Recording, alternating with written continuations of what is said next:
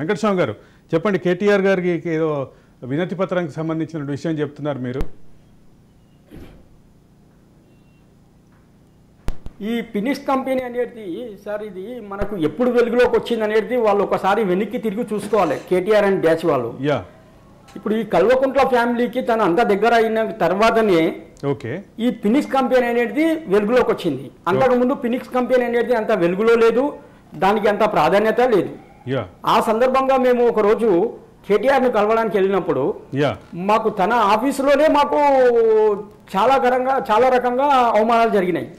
జరిగినా కానీ అవసరం మనది అని చెప్పి మేము అక్కడ పలుమార్లు పోవడం జరిగింది. పోయినా కానీ మాకు ఎలాంటి ప్రాధాన్యత ఇవ్వకపోగా కనీసం మీ సమస్య ఏంది అని చెప్పి ఈ KTR and KCR family members ఎంత క్రూరంగా మమ్మల్ని హింసించారంటే మమ్మల్ని గేట్ దగ్గర నిలబడితే కూడా అక్కడి నుండి కూడా పంపించేసారు వాళ్ళ సెక్యూరిటీ.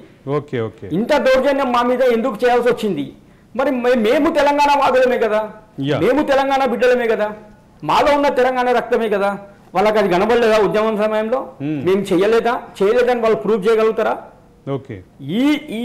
ఈ వ్యత్యాసం మాకు కనబడిన తర్వాత మేము 100% కేసీఆర్ అండ్ ఫ్యామిలీని పార్టీ సంగతి దేవుడు ఎరుగు సార్, పార్టీ ఎట్లా వచ్చిందో అట్నే పోయింది అది. ఎందుకంటే మాలాంటి వాళ్ళు అసలు గుర్తించలేకపోయారు. పేరుకే వెనుకబడిన తరగతులు.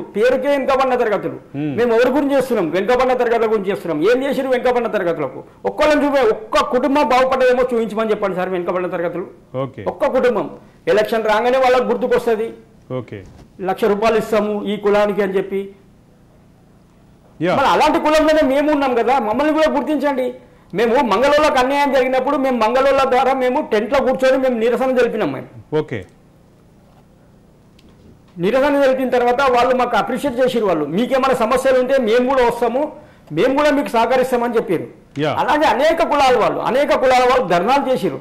ఇప్పుడు మా వంతుకు వచ్చింది అదే ధర్నా.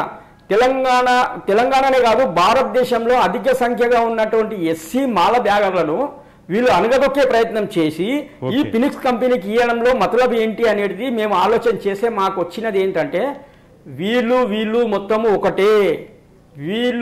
మొత్తం ఒకటే చేస్తున్న వ్యాపారం ఇది, శవాల మీద వ్యాపారం చేసిర్రు అనేది మాకు రూఢి అయింది.